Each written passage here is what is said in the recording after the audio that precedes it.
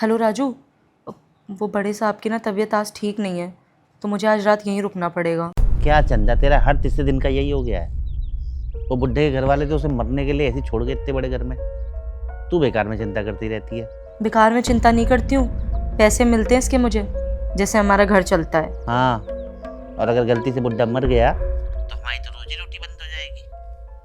एक काम क्यों नहीं करती है, बुढ़े से बोल घर हमारे नाम कर दे, बेटा बहू की तरह सेवा करेंगे उसकी।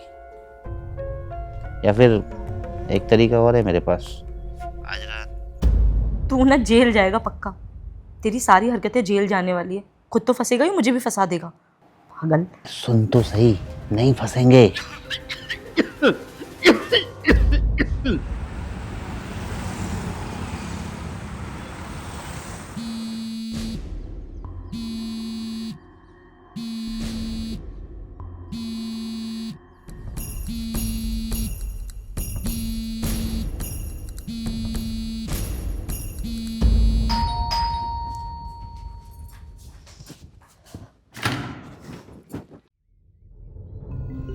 पागल है क्या? बिना बुलाया गया। मुझे लगा तूने बुड्ढे को सुला दिया होगा। ये बुड्ढा बुड्ढा क्या है? बाबूजी हैं वो। हाँ, उन्हीं से हमारा घर चलता है। बकवास मत कर यार, बाबूजी की तबीयत ठीक नहीं है। साहब को कम से कम 50 कॉल कर दिया, वो फ़ोन ही नहीं उठा रहे। समझ नहीं आ रहा है क्या करूं। मैं रुकूं कि जाऊं? रुक जा और रात को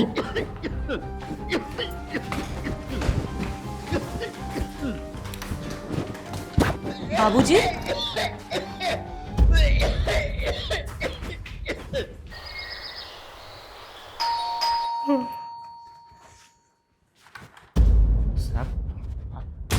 राजू,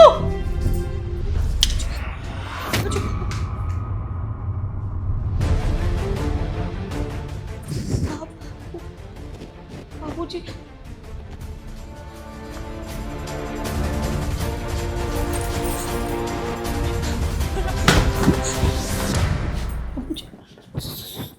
ठीक थे पर पता नहीं।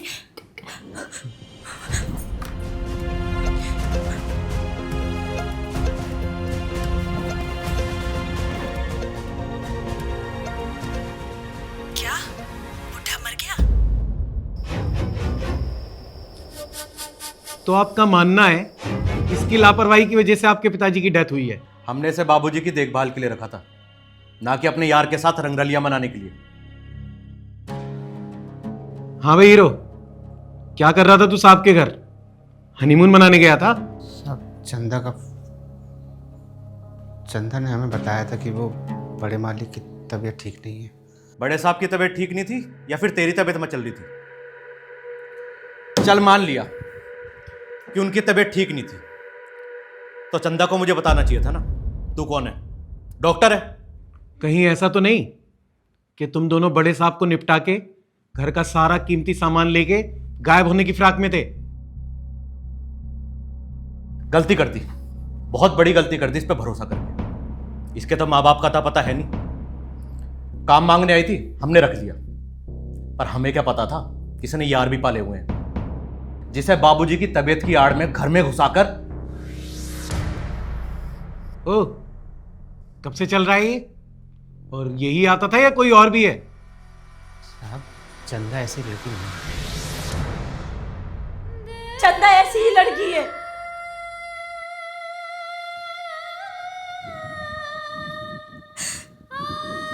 साहब बिल्कुल ठीक कह रहे, चंदा ऐसी ही लड़की है। माँ बाप छोड़ के चले गए, जिंदा होने के बाद भी भाई के लिए मर चुकी है चंदा।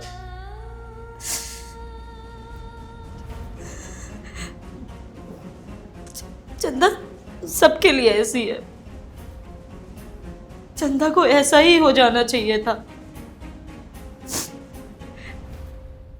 इससे पहले चंदा जहां काम करती थी,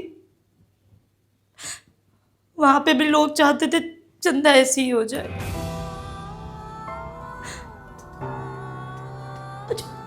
तुझे क्या अच्छा लगता है मुझ में, हाँ, जो इनको और लोगों को नजर नहीं आता?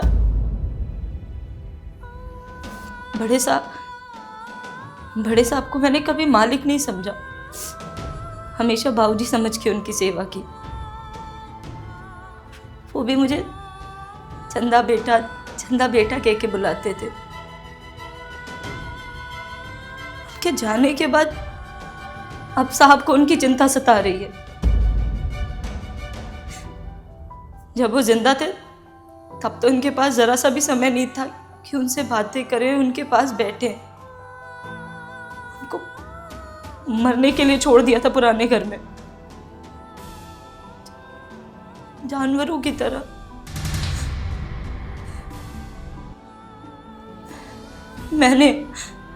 चंदा ने उन्हें इंसान समझा, अपने बाबूजी से बढ़कर माना था मैंने उन्हें।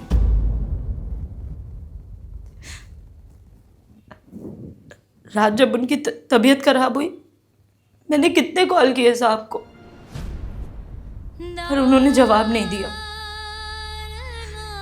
तब मैंने राजू को फोन किया कि रात बिरात अगर तबीयत खराब हो जाएगी ज्यादा तो हॉस्पिटल ले जाने के लिए एक आदमी साथ होगा। ये पागल ये बिना बुलाए आ गया। पूरी रात हम उनके पास बैठे रहे, पलक तक नहीं झपकने दी। और बदले में हमें क्या सुनने को मिला कि हम रंगरलियां मना रहे थे। पर हमारी इज्जत थोड़ी ना होती है साहब। से तो कोई भी कहीं भी कभी भी उछाल सकता है।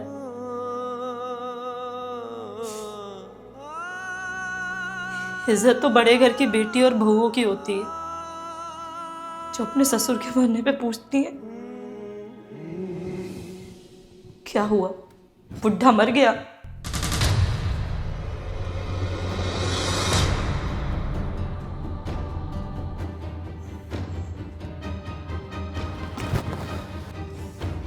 जाने दो ने।